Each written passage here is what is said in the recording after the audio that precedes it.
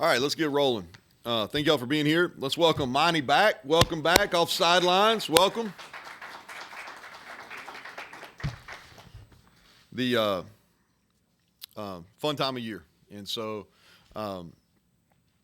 we had a strong winter. I know it's been a while since I've been in front of you guys, but I thought our strength and conditioning under Mike Joseph, and I'll say this at the start here, we've really worked where the infrastructure of our program's in a really good spot, and he's I think he's as good as anybody in the business in his role in directing our strength and conditioning.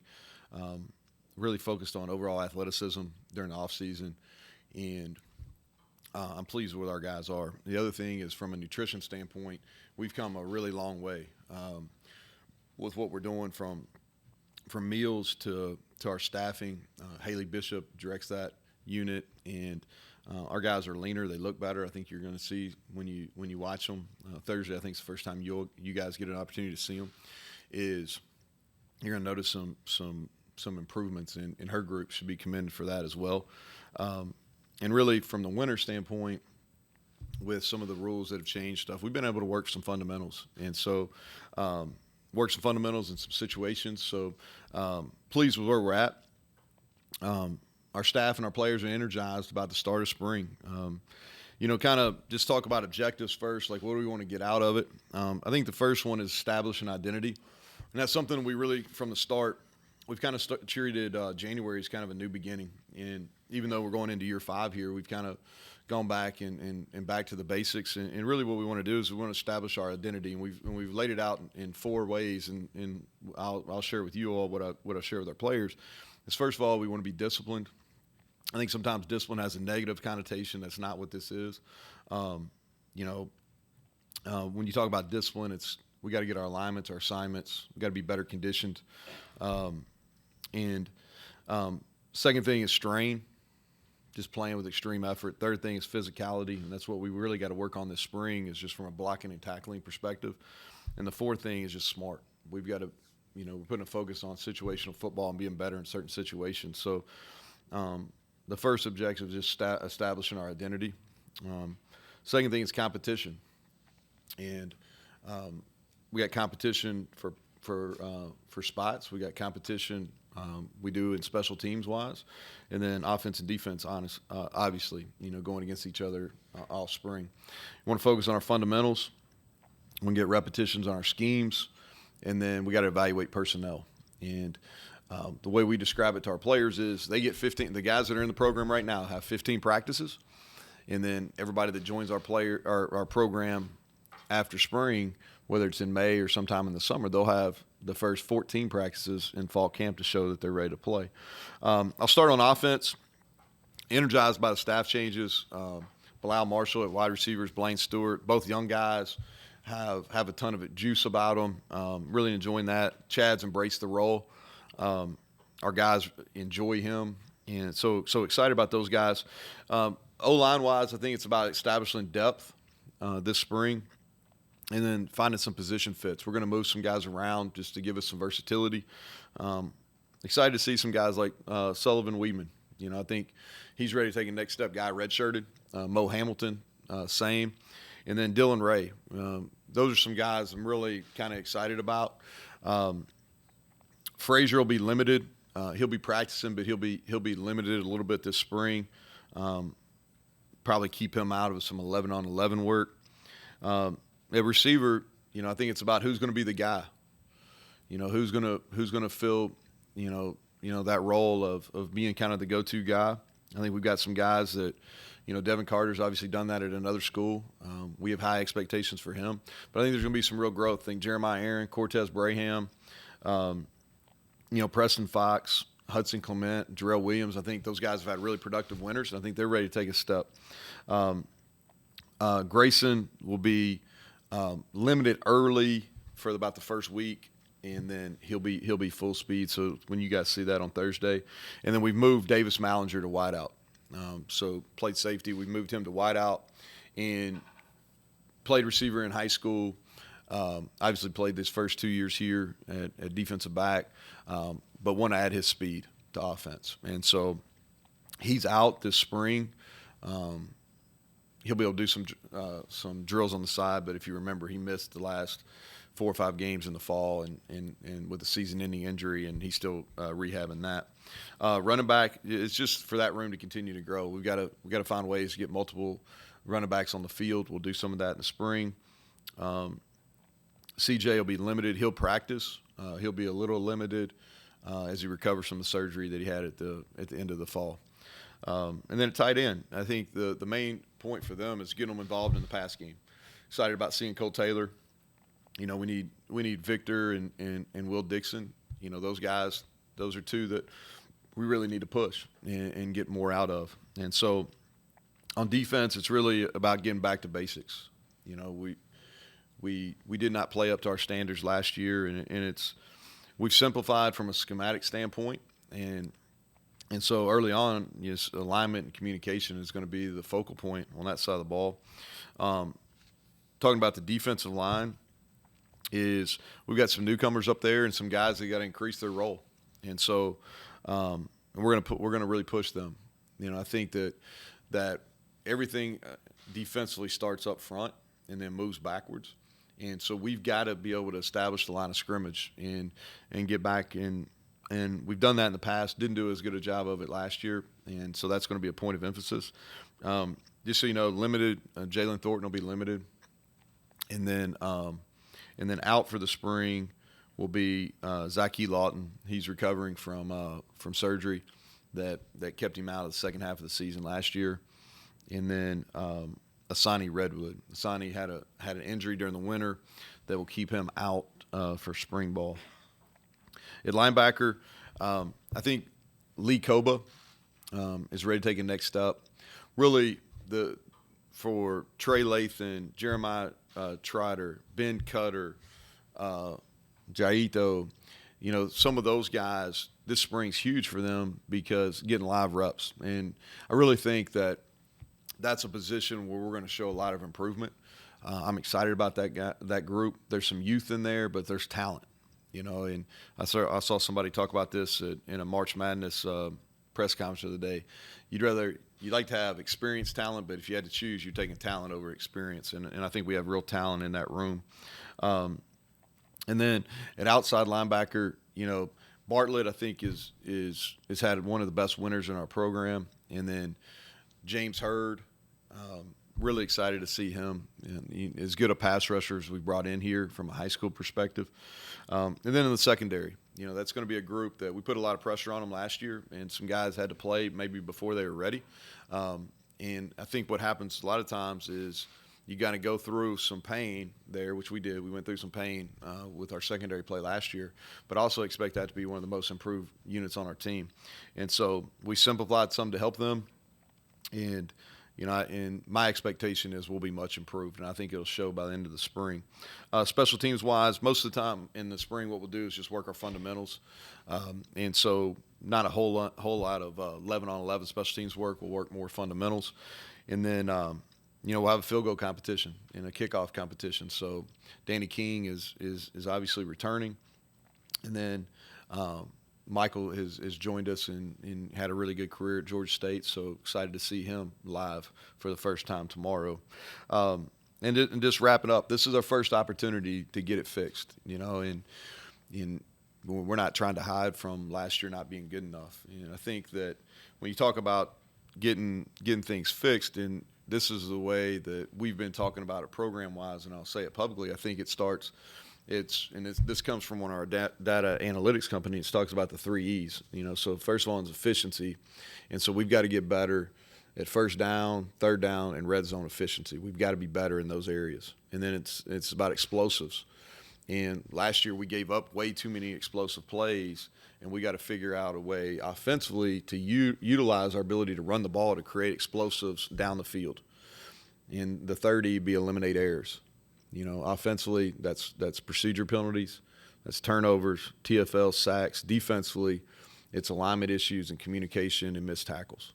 So when we talk about fixing it, which is what we've got to do, I know that's a term that Hugs has used, but is efficiency, explosives, and eliminate errors. And so that's what I had. I'll take questions. I know that I'm the warm-up act for the boss today, so and so I'll take questions. So, Neal, you went through a bunch of injuries in a position change. Anything else injury-wise that'll limit, keep anybody out, or any other position changes that you're going to experiment with this? No, not really. We've got Torres Simmons. We moved back to a defensive end. The injuries I tried to cover there because y'all are going to see it on practice. I wanted y'all to know who was limited, who was out. So he's recovering. He had a little procedure. He's just recovering. Yeah, he's fine. If we played, he'd be good to go. It's more of a risk reward for him. Ballinger, some of the guys you mentioned, are you expecting back in the summer or the fall? Yeah. So everybody, Redwood is, I'll be able to speak to him later in the spring. But everybody else, we think when we come back after their May break in June, Keeney will be ready to go. So let me repeat that. No, sorry, Siri. Yeah. Thank you. So quarterback competition obviously is going to be a focal point this spring. What do you thought of what you're going to see there? Yeah, so first of all, I want to set expectations. I don't plan on making a decision on this. So this is just really clear until we get into fall camp.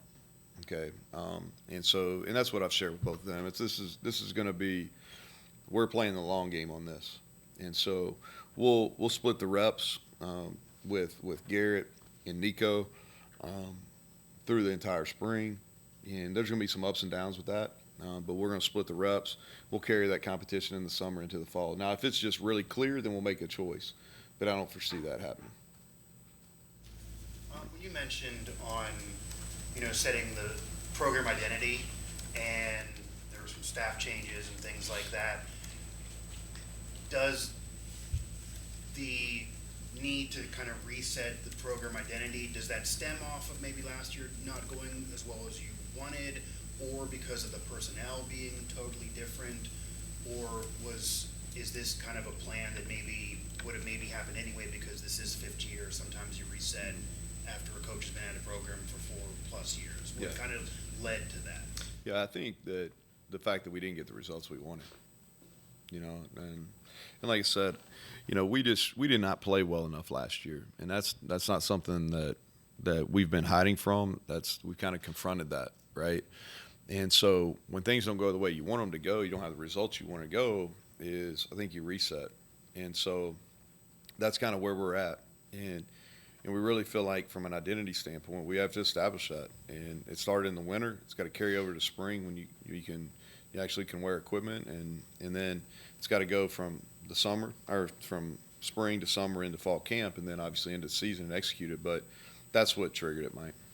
As part of that identity, have you thought about any changes to the offense given the personnel you have?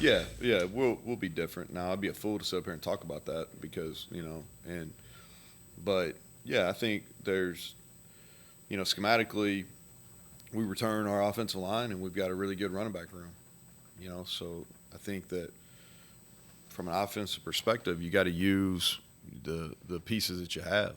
And we think we have some really good pieces. Sometimes people focus on maybe what you don't have, but we have one of the highest returning, rates at the offensive line as far as games played, starts made, and that's a group that's played pretty well. And we've also got some young guys that I think that are going to be factor there. And then at running back, we got really good depth. Very few running back rooms in the country have 4 guys that have been really productive. And I think Justin almost had 100. The other 3 guys had over 100 yards in a game last year, and so I think that speaks well. To that, you've got all but I think 13 of your rushing yards returning. Mm-hmm. You've got your O-line. Do you spend more time expanding that part, or do you spend more time developing the wide receiver part of it? Well, I think it's a mix. So like when you go into it, obviously you spend all winter studying okay, what are some teams doing that are like you, that have been successful. We have running quarterbacks now for the first time, and that both the guys that are vying for the starting quarterback job are both capable of pulling the ball on any read plays, but also calling quarterback runs, which changes the game. it makes it easier from a play calling perspective, and puts pressure on it, especially on some first and third downs where we've got to get better. And so from a scheme standpoint, which the point in the spring is to get repetitions in your base schemes. You're not necessarily game planning who you're going to play in the fall. It's about getting your base repetitions. So we'll do that. But also we've got to in scrimmage situations and live settings, we got to find out which receivers we can count on. I got a pretty good idea of the O-linemen that I can count on because I've watched them. I got a pretty good idea of the running backs that we can count on. We got to see the quarterbacks and the receivers, and then the pass-catching tight ends. Can they execute in pressure situations? And I think in the spring we've got to set them up to do that, and then we got to repeat that in fall camp. When you have a group of inexperienced wide receivers, in your experience, is there something off-season wise that they can do specifically that leads to taking a step forward in the fall? Well, I think in the offseason it's about making sure they're confident when they go out there, right? And so how do you do that? Well, the way the rules work now, we're able to do football basically year-round, okay? And it's limited from a time perspective, but they're able to do that. So confidence starts with knowing what to do, so your alignment and your assignment. The other thing I think this group has done probably a better job than any group we've had, is the amount of balls they've caught in the offseason. And a lot of that's due to Coach Marshall. He's done a nice job of making that a competition, and the kids have bought into it. So, yeah, I think the confidence piece as far as catching the ball, once you have that many repetitions, your confidence, all we always talk about, what is confidence? Well, confidence is earned. How do you earn it? Through repetitions, right? So I don't know. Hopefully that answers. Will you scrimmage more this We're going to play more 11 on 11. Okay. Like scrimmage, tackle to the ground, I don't know. I don't know if you can get away with it in this day and age because you like depth, but we're going to get through about the first 6 days and really work on installing. And then the back part of spring is going to be a lot of 11 on 11 playing. Now, how much we'll tackle to the ground, we'll see, but there's going to be a lot of just 11 on 11 playing because I think we need to play. Bye. Talk about identity. What in a perfect world, what would be the identity of this football team? I think it's too early to tell. Yeah, I think it's too early to tell. I think I'll have a better answer for you, but it won't be perfect at the end of the spring. I think coming out of fall, I'll have I think that what we have to do, okay, and I think this proves like going back is, over a number of years in the Big 12 is we've got to continue to run the ball and even improve what we've done. And we've made improvements each and every year. Okay, so we have to continue to do that. And then we've got to go back from a schematic standpoint in personnel that we're using defensively and focus on stopping the run. We have to do that. So much is talked about last year, us giving up pass yardage and explosive pass plays. Well, that's accurate, but what hurt us is giving up run yardage, especially on first downs. Okay, so we got to be a team that runs the football, stops the run. But as far as like who we're going to be from offense, defense, special teams, I think we got to get at least through some padded practices. With Dante being gone from the program now, he's been there a long time, obviously, and he's pursuing the NFL. Did a great job at Combine too. Like, they're really pleased for him. Yeah, really, like, and not only on the field, but he and Bryce. I think there's a couple things on that, and I'll come back to you, Mike. But a couple things. Like Bryce and Dante did extremely well at the Combine, which I think speaks to, all right, what I talked about with Mike earlier. The other thing I thought they did, the feedback that I got is they did really well in their interviews. Go on, I'm sorry, Mike. Yeah, I connect with that. I was at a lot of that. But you had a security of Dante could almost be a coach on the field, could help you. He was clearly the leader of the defense, especially from a defensive perspective, because you did also lose somebody that went into last year as a leader, transfer-wise. Is there an importance for you to find a leader to that defense as you're trying to set the tone and reboot that? And what process is that going to be in terms of that timeline for you? Is that you're already looking at this could be that guy, or are you letting it kind of unfold to you? Is that necessary? Well, I think we have natural guys that are positioned to move up in that role, right? So like a Sean Martin. Sean Martin's played a bunch of football. He's as talented as anyone we have. And my expectation is his production is going to match his talent, maybe exceed that this year. But he's also one of the best people we have in our program. We always talk about leaders. Well, who are your leaders? Well, they're your best players. They're your hardest workers or your best people, right? Well, your best players are always pretty obvious, right? They produce at a high level. Your best people, those are guys like Grayson. He's one examples. Guys that do the right things. Those take a little bit longer to establish, okay? And who are your hardest workers? Well, that takes a little time as well, right? Well, Sean Martin, playing defensive end, he fits all three of those criteria. He's one of our best players, one of the hardest workers, one of the best people, right? So I think the natural progression for him is as he moves into a starting role, which he started most of the year last year, but now he's more comfortable, he's more confident. Now he can feel like a leader of that group. And at the second level is Lee, who's been in our program now for a year, was productive, has some things he's got to get better at, has attacked those in the offseason. But also, we've got some really good young players in that room that have great leadership. Like Josiah Trotter, like he's got unbelievable leadership abilities. Now he's a true freshman. I'm going to ask him to lead that room as a true freshman. But he's got the it factor as far as that's concerned. So when you lead, like we're going to ask Lee to, he's got some guys in that room that have characteristics that are much easier to lead. Trey Lathan, those guys are easy. They're better followers because they're doing the right things themselves. Then the secondary, Aubrey Burks.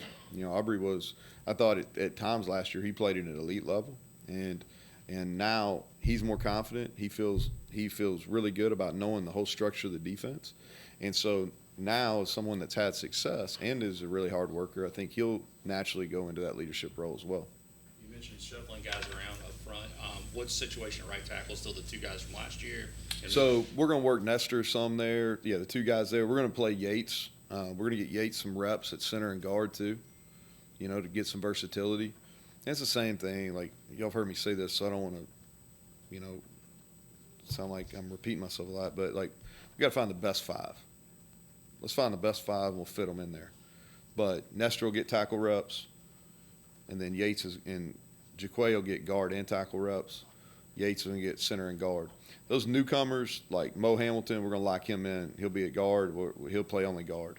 Dylan Ray's going to play only tackle. Nick Malone's going to only play tackle. Sully Weedman's only going to play guard. But some of the guys that have played, like Wyatt, we're going to leave him at left tackle. He'll play left tackle. But the rest of those guys, we're going to try to move around a little bit. Is it exciting that you're going to play all four conference newcomers this year? I don't know. That's a long way away. We got a pretty good team. We play first. We got to get over that one. What, Mike? Were you asking something? Yeah, I'm sorry. the point you made about talent, experience at linebacker. I'm guessing that there's an athleticism, speed, or something there too. So I understand that, but is it more dangerous and more fun to think about a defense that can get to spots faster? Maybe doesn't know how to get there instinctually, but if you can do some things physically that maybe you couldn't do before. You can erase mistakes. Yeah, you can erase mistakes. It's a speed game. I think that if you look at the people in our league, especially guys, because there's several teams in our league that made abnormal gains last year on the defensive side of the ball, made jumps, right? And that's what we're trying to do, right? We're trying to make a abnormal gain from 22 to 23 because our 22 numbers weren't very good. And so to do that, there's some things schematically that we'll implement and that we've got to do a better job of, and we're going to put our guys in a better position. But also we got to get, there's a player aspect of that too. And speed, when you start talking about defense, speed and physicality, it's not earth-shattering. And so those guys like, Montre Miller, brought him in from Kent State, he can really run. He can really run. And we didn't run great at corner last year. Well, he can run. You start like Trotter and Cutter, those guys can really run. Trey Lathan, he can really run. Like James Hurd, he's fast, And I think the other thing too is talking about some of these guys that were developmental players that got pushed into action, like Jacoby Spells. Well, there's no question he'll be one of the most improved play. He had to play a lot as a true freshman, and you're talking about a guy that just started playing DB as a junior in high school. He didn't have a whole lot of experience. Like Wilson Lamp, he's ready to take the next step. He didn't play any DB till he got here. So, I think some of those guys that that do have athletic ability. Now they've got some game experience, and I think, and that's what I was talking about in the secondary, I think you'll see some significant gains, like when you come and watch them throughout the spring. Where does that have to be? The good news, bad news is you got everybody back that had an interception last year. Bad news, we didn't have very many. 4. Yeah, well, some of that's we got to change what we're doing. We're doing some things differently from a coverage aspect to give our guys a better chance too. People say if you have 2 quarterbacks, you don't have any. You obviously want to settle on one. How do you go about evaluating that? And given their talents, they have some strengths and differences. Is there a way you can see situationally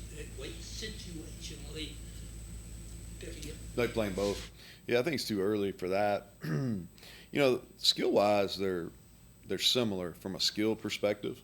The hard thing is one of them's right-handed, one of them's left-handed. So it's like that doesn't matter to you all. It's hard on me sometimes, but from a skill standpoint, they're similar, and so we don't have to, from an offensive standpoint.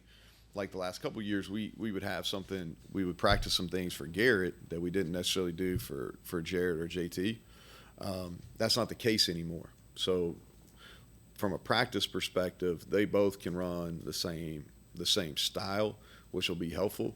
And I'm just going to kind of let it play out, really. I think both of them are going to have some ups and downs. I think it speaks to them, like how I feel about them, the fact that we didn't go out and get a transfer quarterback, because we could have, right? And so I think it speaks to how we feel about them is the fact that we didn't. Neal, you mentioned transfers now that you've gone through winter. What do you guys still need to add if possible? And then as well, where are the new coaches? Where are their areas at? Recruiting wise? Yeah. Yeah, so, all right, so let's start with the transfer piece. So still like to add D-line, when we talk about May, I think we still have room for a secondary piece. And then offensively, just want to kind of let it see, wideout would be the first thing.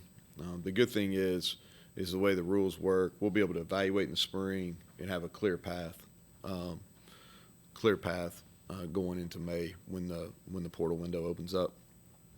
From a recruiting standpoint, from an area, so Blaine will have a good chunk of West Virginia. Being from here, he'll have some Western PA, being familiar with that area after being with the Steelers for a while. And then he goes into D.C.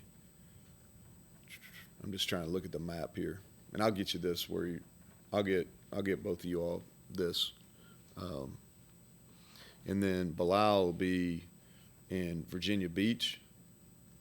Okay, that kind of that area down there, and then he'll be down in Miami, South Florida. Yeah. Your observations on the newcomers who came in January, either transfers or true freshmen. You got an analysis of what Yeah, I think it's too early. Ask me on Thursday. Okay, let me get a couple days in, and the good thing is, like, I will say this is, like, they've done what we've asked them to do. This is the least amount of issues we've ever had in a winter with newcomers, because it's an adjustment. Now, I don't care if you're transferring junior college, high school, there's an adjustment, and we've had very few issues. And I think part of that is like within that, because Mike keeps some of the newcomers in their own lifting group for about the first month to 6 weeks. Well, offensively, Devin Carter, you're talking about he's grown, so like there was no doubt who the alpha was in that newcomer group.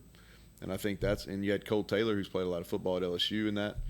And then defensively, the same thing is you've got, all right, Amontre Miller, who's played a lot, but you've got some really mature freshmen in there, Trotter, Cutter, Hurd, et cetera, that are in that group as well. So I think that speaks well to them. But as far as football-wise, let's let them practice a couple times. On your offense, getting 2 backs in the field, what do you have to do to make that work? Not just put it out there or something. It's a really good thought, Mike. So I think 2 things. They got to be able to show they can block for each other. Last time we tried to do this back in 19 when we had a little bit of depth, like that was really what prevented us from doing that is they got to be able to block, And the second thing is they've got to show some versatility to be able to move around and play it wide out and be able to catch the ball. And so that's the two things. For you, 4 or 5 receivers is air raid, right? This is 2 backs. You don't have as much room for all that. I know it's not vastly different, but just thinking differently about how to move the ball in your pieces just seems like a bit of a change. Yeah, it is. It's a little bit different. I think you've got your thought process changes, your how you practice changes. We don't have just a large number of wideouts. Again, from a philosophy standpoint, y'all have heard me say this really for the last 6 or 9 or probably 9 to 12 months now, is the old school approach of having 10 or 12 scholarship receivers on your roster. I just don't think that's the best way to do it now. I think it's you have 6 or 8.